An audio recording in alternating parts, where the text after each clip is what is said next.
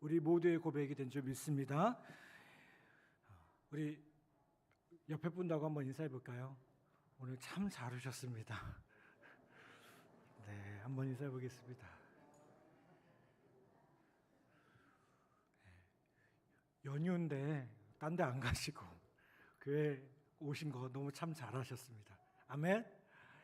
네, 절로 안 가시고, 절로 안 가시고, 참 잘하셨습니다. 오늘 함께 예배하는 우리 모든 은혜 위에, 모든 성도들 위해 하나님의 놀라운 은혜가 가득하기를 간절히 축복합니다. 오늘은 성령 강림 주일입니다.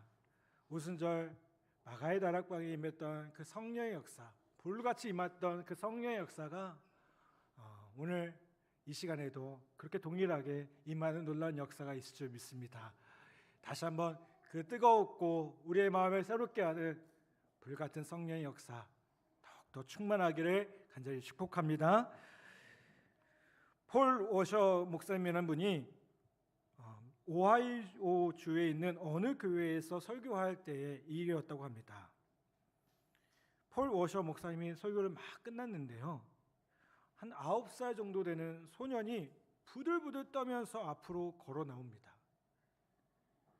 사람들이 다 그 소년에 집중을 했겠죠. 목사님도 깜짝 놀라서 강대상에서 내려와가지고 도대체 무슨 일이냐고 물었습니다.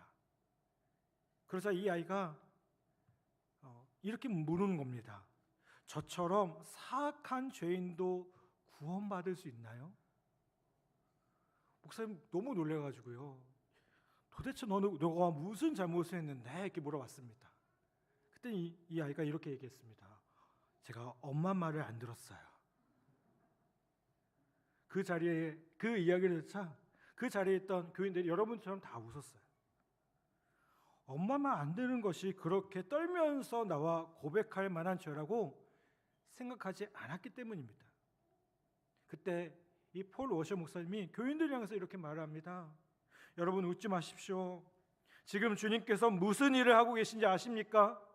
하나님께서 이 아이를 통해서 우리 모두가 가져야 될 죄에 대한 태도에 대해서 말씀하고 계십니다. 엄마 말을 듣지 않았다는 이 아이의 작은 죄도 심판을 받아 예수님께로부터 영원히 분리된 채 지옥에 가기에 충분하다는 것을 말씀하고 계십니다. 여러분, 죄라는 건요, 큰 죄, 작은 죄가 따로 있는 것이 아닙니다. 우리는 죄를 많이 지어야 지옥에 가는 줄 아는데요, 아니죠. 죄는 아주 작은 죄라도요, 죄가 딱 하나만 있어도 어떻게 됩니까? 우리는 그 죄 때문에 지옥에 가게 됩니다. 죄가 하나님과 우리 사이를 갈라놓았고요, 하나님의 존재와 영광을 알지 못하게 만들었기 때문에 그렇습니다. 그러면 우리에게 문제가 있음을 보게 돼요. 어떤 문제일까요? 죄에 대해서 무감각하다는 거예요. 그래서 하나님께서 우리에게 율법을 주셨습니다. 뭘 주셨다고요? 그런데 우리는 이 율법에 대해서 자꾸 부정적으로 생각합니다. 더 이상 율법을 지켜서 구원받는 것이 아니다. 예수님을 믿으면 율법에 대해서 죽었다. 율법주의적인 신앙생활을 하지 말라. 한편은 맞는 말이기도 하지만 틀린 말이기도 해요. 여러분, 이런 말을 듣다 보면 율법이 나쁜 것으로 생각하기 쉽지만 율법 자체는 뭐냐면 선한 겁니다. 율법은 하나님께서 주신 것이고요, 율법에는 하나님의 선한 뜻이 있습니다. 율법은 아주 중요한 역할을 합니다. 바로 율법은요, 우리 죄를 깨닫게 합니다. 그래서 7절은 이렇게 말씀합니다. 그런즉 우리가 무슨 말을 하리요? 율법이 죄냐? 그럴 수 없느니라. 율법으로 말미암지 않고는 내가 죄를 알지 못하였으니 라고 말씀합니다. 자, 사도 바울이 무슨 얘기하고 있습니까? 율법이 아니었다면 죄를 알지 못하였을 것이라고 말씀하고 있습니다. 여러분, 만일 어떤 사람이 죄를 지었는데요, 자신이 무슨 죄를 지었는지 모르는 사람을 보면 어떻습니까? 어떤가요? 아무렇지 않으신가요? 우리는 그런 사람 보면서 분노합니다. 어떻게 저럴 수 있어? 어떻게 저럴 수 있어? 라고 분노합니다. 사도 바울은요, 우리가 죄를 짓고도요, 무슨 죄를 지었는지 모른다고 했습니다. 그래서 하나님께서 율법으로 깨우쳐 주셔야 했다는 겁니다. 사도 바울은 이어서 탐심을 예로 듭니다. 7절 후반절에 보면 이렇게 말씀하죠. 곧 율법이 탐내지 말라 하지 아니하였더라면 내가 탐심을 알지 못하였으리라. 여러분, 제가 한번 여러분에게 묻고 싶어요. 탐심이 죄일까요? 어떻게 생각하세요? 죄라면 몇 년형일까요? 몇 년형을 받을 수 있을까요? 여러분은 마음에 탐심을 품었기 때문에 징역 1년을 선고합니다라고 말하는 판사를 본 적 혹은 들은 적이 있으십니까? 여러분, 세상에서요, 탐심이 죄가 아닙니다. 그렇죠? 그럼 뭐가 죄입니까? 탐심 때문에 도둑질하고 살인해야 죄입니다. 그렇죠? 그 마음에 일어나는 탐심 자체는 죄가 아니에요. 세상에서 보면. 그렇다 보니 사람들은요, 이런저런 마음의 욕심을 품고 살아도요, 죄책감을 느끼지 않습니다. 그런데 여러분, 십계명에 보면 뭐라고 나옵니까? 탐심이 큰 죄라고 말을 해요. 출애굽기 20장 17절에 보면 이렇게 말씀합니다. 내 이웃의 집을 탐내지 말라. 내 소유의 아내나 그의 남종이나 그의 여종이나 그의 소나 그의 낙이나 무릇 내 이웃의 소유를 탐내지 말라. 여러분, 사도 바울은요, 탐내지 말라라는 이 계명을 보고서야 뭘 깨달았냐면 탐심이 죄라는 것을 깨달았어요. 여러분, 저도 하나님의 말씀이 마음에 들어오기 전에는요, 이게 죄가 잘 뭔지 몰랐어요. 특히 남을 판단하는 거예요. 다른 사람이 무언가를 잘못했을 때 그 사람을 판단하는 것은 내가 좀 괜찮은 사람이라고 생각했어요. 대부분 그렇게 생각하지 않으시나요? 얼마 전에 여러분 그 대구공에 착륙하려던 비행기 이야기를 들으셨을 겁니다. 어떤 30대 남자가 스트레스 때문에 그 비행기 문을 열었대요. 난리가 났어요. 여러분, 그 사람을 향해서 여러분 어떤 생각을 하셨습니까? 뭐 이런 사람이 다 있어, 그렇죠? 네. 제정신 아니야. 뭐 이런 생각을 다 하셨을 거예요. 대부분 그렇게 생각합니다. 여러분, 다른 사람을 판단하는 것을 스스로 죄라고 여기는 사람이 몇 명이나 있겠습니까? 그런데 성경은 정말 놀라운 말씀을 합니다. 로마서 2장 1절에 보면 뭐라고 말씀합니까? 그러므로 남을 판단하는 사람아, 누구를 막론하고 내가 핑계하지 못할 것은 남을 판단하는 것으로 내가 너를 정죄함이니 판단하는 내가 같은 일을 행함이니라. 여러분, 우리가 판단하면 우리도 어떤 사람이라는 거예요? 똑같은 사람이라는 거예요. 우리가 판단하는 그 사람과 다를 바 없는 사람이라는 거예요. 여러분, 하나님께서 우리에게 이렇게 말씀을 주시지 않으면 우리는 죄가 무엇인지 모르고 살았을 것입니다. 어떤 교인이 목사님께 찾아가지고요, 이렇게 말을 합니다. 저는 제가 지옥에 갈 죄인이라는 것이 믿어지지 않습니다. 저는 참 모범적인 삶을 살았습니다. 선행도 많이 했습니다. 그렇게 말할 수 있는 것도 참 용기인 것 같아요. 그렇죠? 그러자 이 목사님이요 누가복음 10장 27절의 말씀을 읽어 주십니다. 내 이웃을 다하여 내 마음을 다하여 목숨을 다하여 힘을 다하여 뜻을 다하여 주 너의 하나님을 사랑하고 또한 내 이웃을 내 자신과 같이 사랑하라.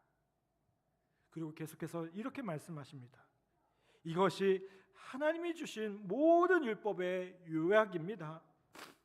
성도님은 하나님을 목숨을 다해 사랑하고 이웃을 자기 자신처럼 사랑하십니까? 그러자 이 교인이 이렇게 대답을 했다고 합니다. 예, 목사님, 저에게 선한 것이 아무것도 없군요. 여러분, 율법은 우리의 양심을 일깨웁니다. 율법이 아니면 우리는 우리 자신이 어떤 죄를 짓고 있는지를 모릅니다. 왜요? 우리의 모습이 죄에 대해서 무감각해졌기 때문에 그래요. 우리의 영이 죽었기 때문에 그래요. 에베소서 2장 1절 보면 뭐라고 말씀합니까? 그는 허물과 죄로 죽었던 너희를 살리셨도다. 자, 여러분, 이 말씀을 보면 우리의 상태가 나와요. 구원받기 전에 우리의 상태는 뭐였습니까? 허물과 죄로 죽었어요. 사람은요 자기가 죄인인 거 모릅니다. 왜요? 죽었기 때문에요. 죄에 대한 감각이 없거든요. 에베소서 4장 19절에 이렇게 말씀합니다. 그들이 감각 없는 자가 되어 자신의 방탕에 방임하여 모든 더러운 것을 욕심으로 행하되 라고 말씀합니다. 여러분, 마귀는요 우리가 멸망당하기를 원하고 있습니다. 마귀는 죄의 감각을 죽여서 우리가 죄를 짓고도 무슨 죄를 지었는지를 모르게 만듭니다. 그러니 어떻습니까? 우리가 회개하기가 참 어렵다는 겁니다. 여러분, 율법 자체는 선한 것입니다. 문제는 뭘까요? 죄예요. 죄는 그 율법을 악하게 사용합니다. 죄는요 우리를 사로잡아서 우리의 죄를 깨우쳐주는 율법까지 죄의 도구로 만들어 버립니다. 하나님의 의를 드러내고 거룩한 삶, 구별된 삶이 무엇인지 보여주는 율법이 오히려 우리를 죽음으로 인도하게 한다는 겁니다. 그래서 로마서 7장 9절부터 11절까지 보면 이렇게 말씀하죠. 전에 율법을 깨닫지 못하였을 때에는 내가 살았더니 계명이 이르매 죄는 살아나고 나는 죽었도다. 생명이 이르게 할 그 계명이 내게 대하여 도리어 사망에 이르게 하는 것이 되었도다. 죄가 기회를 타서 계명으로 말미암아 나를 속이고 그것으로 나를 죽였는지라. 여러분, 율법이 나쁜 것일까요? 아닙니다. 그렇죠? 뭐가 나쁜 거예요? 죄가 나쁜 거예요. 사도 바울은요 죄를 인격적인 존재로 묘사하고 있어요. 이 무슨 말입니까? 한 번 죄를 지으면요 죄인의 굴레가 씌워집니다. 그렇죠? 죄는 율법을 통해서 우리를 더욱더 올가맵니다. 그리고 더 죄를 짓고 싶도록 우리를 끌고 갑니다. 죄가 얼마나 무섭습니까? 죄의 힘이 무섭습니다. 하나님이 하지 말라고 한 것들을요 하고 싶게 만들어요. 분명히 죄인 줄 아는데 이것을 어기고 그냥 그 죄를 즐겁게 누리려고 우리를 만들고 있다는 겁니다. 어거스틴이라는 우리 초대교회의 유명한 교부가 참회록이라는 책에 보면 이런 얘기를 합니다. 내게는 도적질을 하고 싶은 소원이 있었습니다. 배고파서도 아니고 가난해서도 아니었습니다. 그저 선한 일을 멸시하고 죄를 추구하는 강한 욕망 때문이었습니다. 나는 어느 날 늦은 밤 소년들과 함께 배나무를 흔들며 배를 도적질했습니다. 그리고 그것들을 돼지에게 던져주었습니다. 그렇게 하는 것이 즐거웠습니다. 오 하나님, 그것이 나의 마음의 모습이었습니다. 내가 살아가고 추구한 것은 죄악 자체였고 잘못 자체였고 부끄러움 자체였습니다. 여러분 어떻습니까? 이 어거스틴의 이 고백이 진실하게 느껴지십니까? 하나님의 말씀을 읽고 하나님께 나아가 기도하고 하나님의 말씀대로 사는 것이 즐겁습니까? 아니면 은밀하게 죄 짓는 것이 즐겁습니까?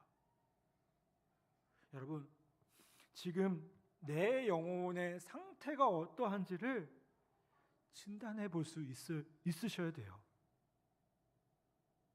여러분, 우리가 몸이 아프면 병원에 가서요 빨리 진단해서 치료받아야 됩니다.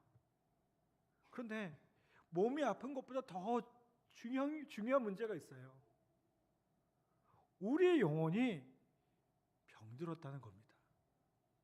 이거 아주 심각한 문제입니다. 여러분, 알고도 짓는 죄는 없습니까? 죄인 줄 알면서 즐기는 죄는 없습니까? 죄가 나에게 고통이 되어야 되는데 죄가 나에게 즐거움이 되면요, 이거 심각한 겁니다. 이것이 바로 죄의 종로로 타는 사람의 모습임을 보게 돼요. 14절에 그래서 사도 바울이 이렇게 고백합니다. 내가 율법은 신령한 줄 알거니와 나는 육신에 속하여 죄 아래 팔렸도다. 정말 끔찍한 일입니다. 여러분, 그러므로 우리는 성령의 역사를 사모해야 될 줄 믿습니다. 죄는 율법을 가지고 우리를 죄에 더 깊이 빠뜨리지만, 올거매지만 성령께서 어떻게 하십니까? 율법으로 우리를 진정한 회개의 길로 인도하시기 때문에 그렇습니다. 다윗이 밧세바를 취하고요, 충성스러운 부하 우리아를 죽음에 몰아넣고도요 자기 죄를 자각하지 못했습니다. 남편 있는 여인을 간음하고 임신하게 만들고 그 남편마저 죽음에 몰아넣고도요 다윗은 자기 죄를 몰랐습니다. 나단 선지자가 다윗의 죄를 지적하니까 그제서야 자기 죄를 깨달았습니다. 그것은 다윗에게 끔찍한 고통이었지만 또 너무나 부끄러운 일이었지만 그것이 다윗을 살렸습니다. 그리고 어떻게 했습니까? 그것을 깨달은 순간 침대가 다 젖도록 눈물로 회개합니다. 여러분, 자신의 죄의 문제를 알게 되고 죄에 대한 합당한 회개가 터질 때 사는 겁니다. 아멘. 한번 따라서 봅시다. 회개할 때 삽니다. 아멘. 여러분, 근데 죄에 대해서 무감각하면 죽습니다. 성령님은 율법을 통해서 우리를 죄의 길로 인도하십니다. 우리를 회개의 길로 인도하십니다. 그러면 여러분, 구원의 길이 열립니다. 요한계시록 3장 19절에 보면 이렇게 말씀하죠. 무릇 내가 사랑하는 자를 책망하여 징계하노니 그러므로 내가 열심을 내라 회개하라. 여러분, 성령님께서 우리에게 그렇게 책망하시고 깨닫게 하실 때 우리가 다시 한번 주님 앞에 돌이키는 은혜가 있어야 될 줄 믿습니다. 여러분, 구원받은 성도의 삶의 특징이 무엇입니까? 회개할 줄 안다는 겁니다. 여러분, 어떤 사람이 회개를 잘할까요? 죄를 많이 지은 사람이 회개합니까? 아니면 은혜를 많이 하는 사람이 회개합니까? 은혜를 많이 하는 사람이 회개합니다. 여러분, 구원받은 성도의 삶의 특징은요, 정말 작은 것 하나까지도요 회개할 수 있어야 된다는 거예요. 그렇다고 여러분, 예수님을 이제 막 믿으려고 하는 그 사람한테요, 당신은 죄인입니다, 당신은 지옥에 갈 겁니다, 회개하세요라고 하실 필요가 없어요. 그 역효과만 납니다. 뭐 하셔야 돼요? 오히려 우리 자신이 진정으로 회개하는 삶을 사는 것입니다. 여러분, 오순절 마가의 다락방에 놀라운 성령의 임재가 일어났습니다. 그 성령의 임재는 바로 죄를 대해서 회개하는 순간부터 일어나게 됩니다. 초대교회 그리고 우리나라의 부흥의 역사를 보면요, 그 부흥의 시작은 죄에 대해서 회개하는 것으로부터 시작되었습니다. 여러분, 우리는 부흥에 대해서 이야기합니다.